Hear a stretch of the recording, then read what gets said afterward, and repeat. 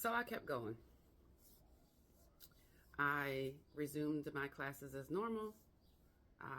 My speech, had come back. I still said a lot, and to this day, I still say a lot. It is me trying to find my words. It frustrates me to no end. I try to find another way to fill that space. I catch myself from time to time. But anyway, I was back in it.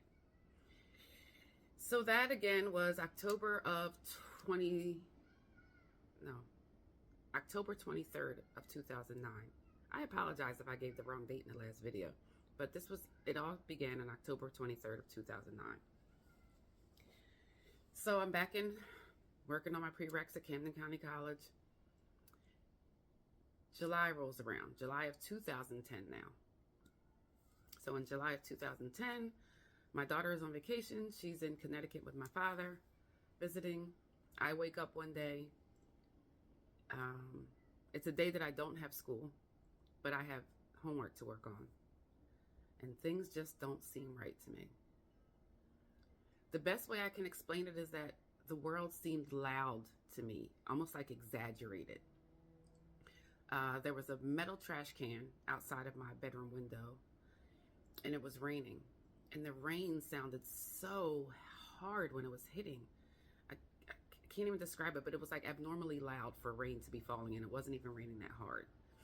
And then I felt weird, like in my head, I felt weird. So I knew something was off. When I stood up, I didn't feel any funny, but I figured let me just go about my morning routine. There was no one home for me to talk to, so I wasn't saying words. So I went to the bathroom. Just as I went to grab the toilet paper roll to pull the toilet paper, again, my right arm felt numb. In trouble again. But my daughter wasn't home. So this time, call Nicole, my feisty neighbor across the street. She comes over, she calls paramedics, they come, they treat me the same way. They treat me the same way. Again, I'm still 36, and they still think I'm too young to have a stroke. Different set of people, same response. They treat me exactly the same. They come in, they keep trying to talk to me. Nicole keeps telling them that I can't talk. They keep demanding that I answer these questions, try to do these tests. Can you lift your arm? Random things. Nicole flips on them, insists that they get me out of there into the hospital because I have a stroke history already. And once again, there's no oxygen getting to a part of my brain that is probably blocked from another clot. So they finally start doing what they're supposed to do. They get me to the hospital. Same situation again. I need medication to have an MRI. First of all, again, they took forever to take me back. People had to make some noise. I had a friend with me who made a little bit of noise. They get me back. Long story short, MRI occurs, and again, I have another blockage in my brain. Unable to speak, right side not working, all those things again. So, still in nursing school, not nursing school, still doing my prereqs for nursing. Still scared to death of what's going to happen because now here's a second stroke. I have no idea what my deficits are going to look like. I have no idea if I'm going to be able to speak again. I have no idea if I'm going to be able to use my right arm to write again. I'm right-handed. Lot more ums follow once I'm back on track again. It was a rough road. And again, I continually questioned myself about whether or not I should remain or continue to take these prerequisite nursing classes because I wasn't sure if I was even going to be able to be successful in a nursing program.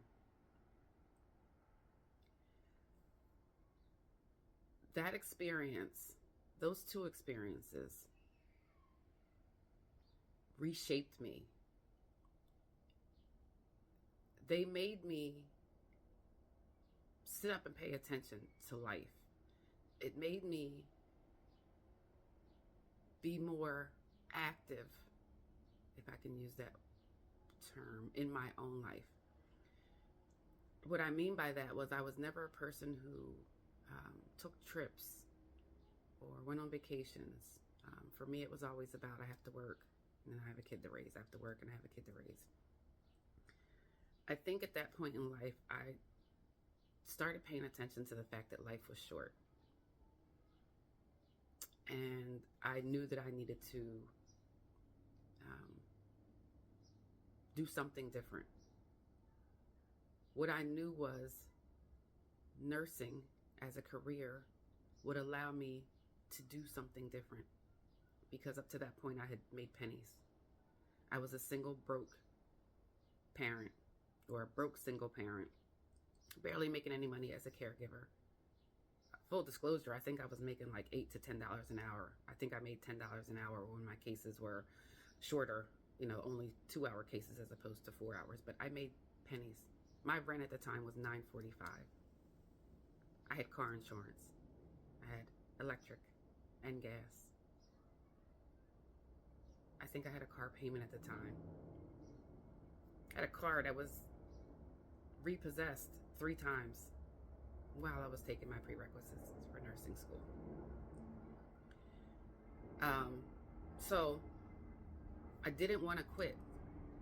I didn't want to give up and try to find something different to do, because it was what I wanted to do. I wasn't ready to quit, but I was also frightened, very frightened, that I couldn't do it. Sitting in those prerequisite classes were hard for me. I struggled a lot. And so I felt that if I was struggling there, how on earth was I going to navigate a nursing program that was going to force me to critically think? Because those prereqs, they're just like, memorize this information and answer these multiple choice questions. There's no critical thinking. There's no select all that apply. There's none of those.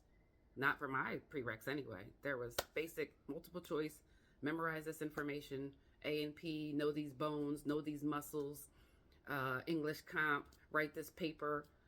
Simple stuff. Yes, it might have taken me longer, but I could do that.